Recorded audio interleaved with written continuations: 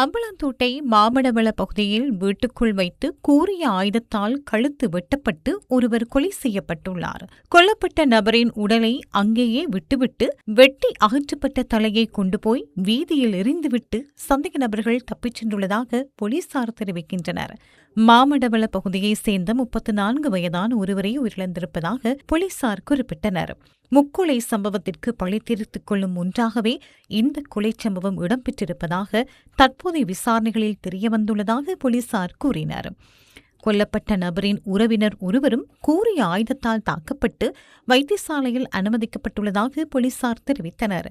சம்பவம் தொடர்பாக 3 சந்தேக நபர்கள் அடையாளம் காணப்பட்டுள்ளதுடன் அவர்களை கைது செய்வதற்காக போலீசார் விசாரணைகளை முன்னெடுத்துள்ளனர்.